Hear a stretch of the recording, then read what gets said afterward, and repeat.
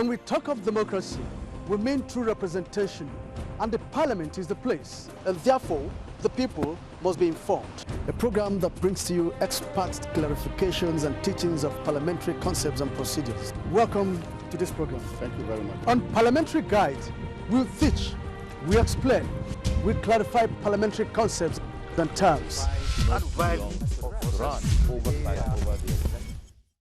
Hello and thank you for joining us on the program Parliamentary Guide. I am Lami Ali. On Parliamentary Guide, we'll teach, we explain, we clarify parliamentary concepts and terms. On today's edition of the program, we have a distinguished senator of the Federal Republic of Nigeria who is our guest on the program today. He is Senator Abbas, representing Adamawa Central in the Nigerian Senate. Sir, thank you for joining us on this program. You're welcome. Now, before you came to the Senate, you were a member of the House of Assembly in Adamawa State. You were also the Speaker. Now, share with us your experience since you came to the National Assembly, some of the differences that you've seen between the State Assembly and then the National Assembly. Well, first of all, let me thank God for elevating me to this position, to the Senate of the Federal Republic of Nigeria. Yes, I was in the State Assembly for 8 years, and I led the State Assembly in my state for 4 years. And it's a different ball game altogether with the National Assembly. In fact, the number of members in the Legislative House to start with varies. Because in the Senate, we are 109. In the State Assembly, we were 25. So, you see, the number is smaller than in the national. And the way we do our proceedings also varies. And the way we have our committees varies also. In the National Assembly, they have a bigger number of committees, and in the state, we have a smaller number of committees based on the ministries, and we don't give committees under agencies. Mostly, it's ministries we do in the State Assembly, but in National Assembly, those committees are not even bothered with any ministry, maybe based on activity like climate change, and they have committees unlike in the State Assembly. So there are so many, but even the proceedings varies. The things that they do in the national we feel is not normal, but that's what it is in National Assembly. So most people that came from State Assembly feel that, oh, how do they do this kind of proceeding? The debate varies, the way you present motions varies. So, and we are still learning. We are new in the system. And we are a little bit, we have an appreciable number of people that came from State Assembly this time around. So we are comparing the proceedings all the time. We feel like, oh, this is not normal. This is not how we used to do in the state. But that is how the proceedings is in the National Assembly. Now, in terms of the impacts of the resolutions that are passed at the state assemblies and then those passed at the National Assembly, which do you think are more impactful when it comes to implementation? Well, you see, for the State Assembly, you do it, you see the result immediately because we are all together in a place.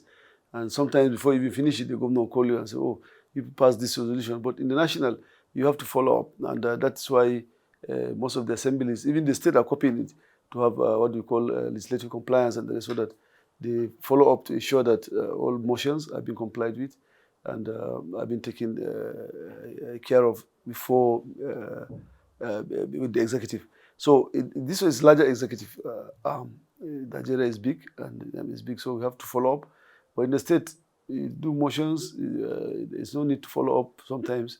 Before you do it, even the state government is aware of what happens in that place. But in Nigeria, you know, things will happen. The president may not even know. Most people will not know until they are being informed that this is what is going on in such a place. So that is the major difference between when it comes to motions and bills. And for bills, you know, you realize that bills are easily killed in the National Assembly than in the state. Because the state, there are fewer number of people in the state. They don't, which we usually contact each other before we present. But in national, it's difficult for you to cut across everybody and then for everybody to buy you up whatever bill you want to be ready. So you realize that when it comes to second reading, most Even recently, a bill has been killed in second reading, because people are not aware of what the bill is all about. And the promoter of the bill did not, to some extent, lobby a lot of senators to ensure that his bill is being scaled. So this is a very difficult and tasking situation for you to go around and ensure that people buy into your bill. And everybody has his own ideas. People say, oh, this is a good bill, but doing it this way, we don't like it. We have to do it this way. So we are learning it. We learn it, and we are seeing the difference. And we're experiencing the difference in the National Assembly. Yes. In the National Assembly, just like you have said, there is a lot of engagement, there is a lot of activities, and also not just between the lawmakers, but also between the lawmaking arm of government and the various ministries, departments, and agencies of government. Now, how robust or how important is that to ensuring good governance? Do you think we are achieving results by the way things are being run between the executive and the legislative arm of government? The result is being seen on ground, but sometimes when you have overbearing executive and whatever you do, they feel you are doing the right thing. They feel you are either witch hunting or you are going against the policy of the government. But we are being made to criticize with the policy, whatever policy the government is bringing on table. But to some extent, for now, we will say that this government, both the executive and the legislative, are going hand in hand. They are going in one direction, even if they are sending voices from both opposition and the majority party in the National Assembly. But to some extent, one will say it is good as they are moving. It's good to move together to some extent, but it also has its own disadvantages probably when there are things that are negative things are going on, and they try to cover it. But for now, I think everything is going on well. In terms of party politics, when you look at the makeup of the representation, that is party representation at the National Assembly, we have the ruling party and then we have other minority parties. When you put together, they are even almost more than, So, do you think there is imposition of opinion? Of course there is. There is in the National Assembly, there is a position of opinion, always the majority party wants to impose the opinion of their own party, or the opinion of their own leaders than on other people. You've seen one reaction the last time when it comes to the minority leadership, where somebody was saying, no, you can't impose people on us. But I'm experiencing this thing for the first time. I knew in the State Assembly they're doing this kind of thing, but I never expected in the National Assembly the majority party will impose or find a way of bringing the leadership of the opposition party. But it's happening now in the national. So it's something that is new. It's something that is not healthy for our democracy. It's not healthy for our people, for a majority party to decide. But you don't blame majority party to some extent. We blame also our own party, the opposition party, which did not come together to ensure that the opposition and the minority parties did not come together. So the opposition, the majority party will definitely take advantage of it, since they know that we didn't come together to present a common leadership. So they decided who becomes the leader among the minority. Let's talk about independence of the legislature now. It's a constitutional matter, and it has been passed that state legislature should be independent, just as we have at the national. But you hear that that does not exist. It only exists on paper. In the states? Yes. Well, not in the state that I left. Anyway, we are independent in the state that I left, yes, in terms of financial autonomy. So if the legislative in the state decide to become whatever they want to become for the executive, that's their business.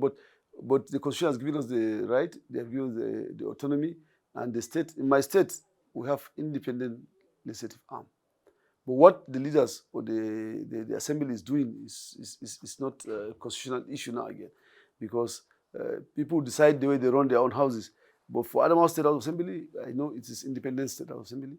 They share whatever comes to the state. They have their own percentage, and it goes direct from the state. We call it State Allocation Account Committee. So after the Federal Allocation Account Committee, there will be State Allocation Account Committee, where they share the whole thing between the executive, legislative, and the judiciary. So to some extent, that's what I brought when I came and became the speaker, and it's existing, it's functioning. So whatever one decide to say, well, you cannot say that the legislative arm will be bigger than the executive arm, no. But there is autonomy in my state assembly, my former status. Thank you very much. The program is still Parliamentary Guide, and our guest is distinguished Senator Aminu Iya Abbas, Senator representing Adamawa Central. We're going to take a short break now. We will be back. On Parliamentary Guide, we'll teach, we explain, we clarify parliamentary concepts and terms.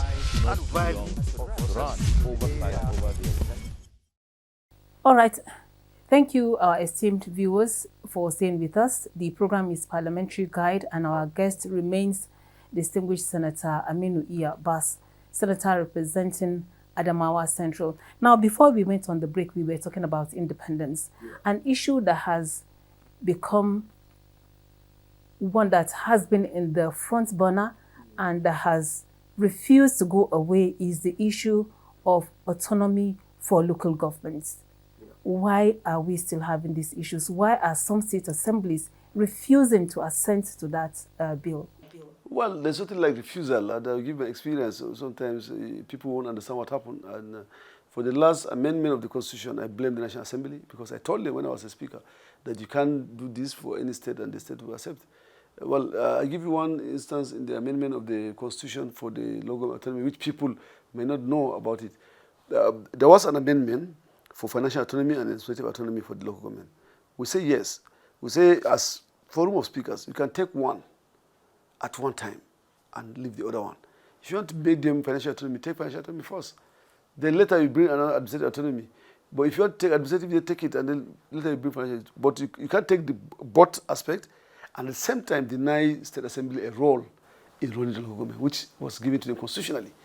So one thing that came up at that time was after the two amendments, financial autonomy and administrative autonomy, under the financial autonomy, there was a clause that was made, the constitutional clause that was made that the state government, the state assembly, will determine how much will be given for the basic education, for teachers in basic education, that means the primary and secondary school, while the federal government will also bring a little amount on the table so that the teachers will be independent.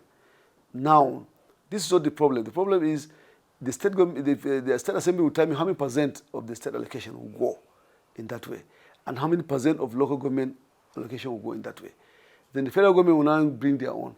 But why the bond of contention was this is put under the local government autonomy. First. Secondly, the National Assembly now said no law or bill that will determine, direct, organize, supervise that money that will be given to the federal government from state and local government and federal government except the law of National Assembly. So that is the crux of the matter. Of course, we said no. We say we can't give you our money, and then you say no law to supervise direct. And I'll give you an instance, a village in my place, even in state government, I find it difficult to supervise teachers. You realize, you see a school that has about 20, 30 teachers, you now see one teacher at a time or two. People don't want to go in a village, there's no road, no access road, nobody supervises them. You are now even moving from state to give the federal government the powers to supervise teachers or teaching, and then the payment will come from federal government. So federal government will pay, the people will not even go to school to teach. We said no, that aspect of it should be given the local government, to the local government and the state to supervise, discipline. But you say everything will have to be done by a bill and a law that is being created by the National Assembly. So what is our role in the Constitution? What's the role of the State Assembly in the Constitution? So very soon now... So we said remove this and present it.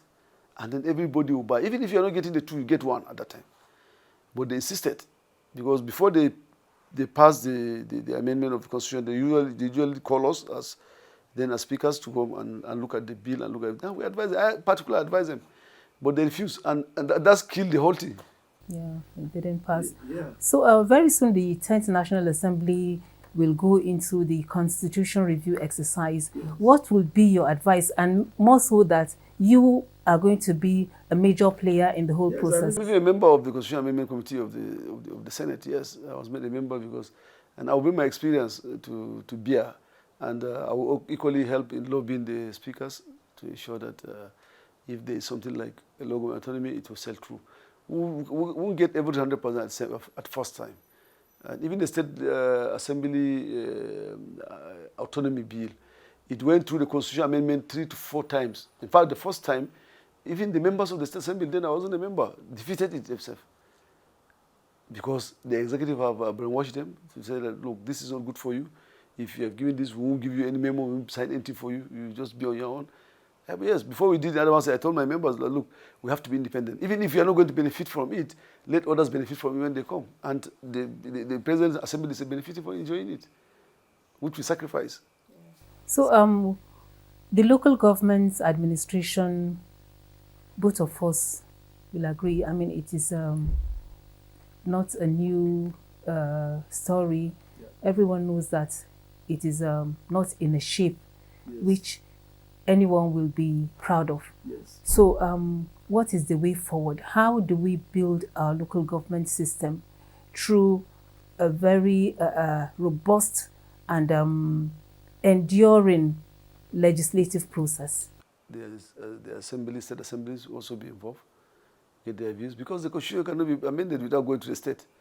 So once the states have not bought into the idea, then it's going to fail. And that's what we told them. Before you make the amendment, before you do final amendment in National Assembly, sit with them, get their view, ask them, if you do this, is it okay for you? You don't just ask other stakeholders and then excluding them. They are the major stakeholders after National Assembly. The state are major stakeholders. And whether we like it or not, the state governors have some controls on what comes to the state, what is passed in the State Assembly, whether impliedly or not. We know that they will lobby the members. And these are the members, they are working together for years. So I think we need to carry them together, apart from the National Assembly and the presidency. We need to involve the state governors and the state assemblies. Then we involve all other stakeholders, show them the advantage and disadvantage of some issues that are coming up this. We will not get every 100%, but let's start from somewhere. That's my own ideology in this local autonomy. We'll start small. We won't get everything together. As I said, the State Assembly bill, the first autonomy, was not even explained in the Constitution. And that's why the government said, no, we can't implement it. But now the last amendment is explicit on it, and then it shows everything that how it will be done. Still, some states are insisting that they cannot implement it. Because of the lacuna. Yes. So we need to get this in small. Let's get it small. We won't get everything at one time. That's my advice, and that's the role I will play when it comes to the constitutional amendment for the local autonomy. All right. Now, on a final note, because we're rounding up now, what would you want to see happening in the National Assembly? That is, some of the legacies that you think are good for building our democracy that you have learned at the state assemblies, which you think, when adopted at the national, will be for the good of Nigerians? Well, you see, in the state assembly, there is a minimum kind of division among the minority and the majority party. We all work towards the state. During my tenure, we all work for Adamawa State. So everybody is looking at Adamawa State and that is why the last 4 years was one of the turning point of the state for whoever goes to the state. Whatever we are looking at, we are not looking at ourselves. We are looking at the state government. No, we are looking at the state itself. Let us push the state up so that people will start hearing about Adamawa State again. So what I want the National Assembly to do is, let's look at Nigeria as our constituency. We should look at our own constituency as our constituency. We look at Nigeria because the way it is now, everybody is looking at his own constituency alone. When you look at the budget, you see that people look at the constituency alone. So everybody has opportunity to push everything to their own constituency. No, we can't develop that way. We look at Nigeria at large as our own country. So if you want to develop it, we develop Nigeria. We are not developing one part of Nigeria. That's what I feel that is lacking in the National Assembly. Let's have Nigeria as our constituency. Let's do everything for Nigeria. So we won't be talking, this one is talking for A, the other person will be talking for B. No. If you are bringing issues that affect people in the southeast, we all go into that and affect, because they are Nigerians. So if you are bringing issues that affect people in the northwest, we all go move for that, and we bring genuine and responsible answers to those solutions, so that people, to those questions, so that people will now have the feeling that they are Nigerians. So that is what I look forward to, that after the 10th Assembly, I will be proud to say that, look, we have done for Nigeria what we are supposed to do for the little time we are given opportunity to do. Thank you very much, and we wish you success, and we hope that this your wish will come true. Thank you very much. You are almost welcome. It's been an interesting 25 minutes with distinguished Senator Aminu Abbas, Senator representing Adamawa Central. And this is where we come to the end of this edition of Parliamentary Guide.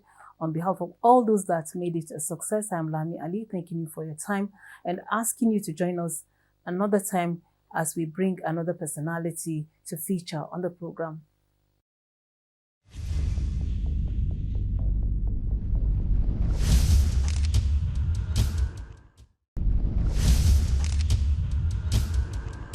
On Parliamentary Guide, we'll teach, we explain, we clarify parliamentary concepts and terms.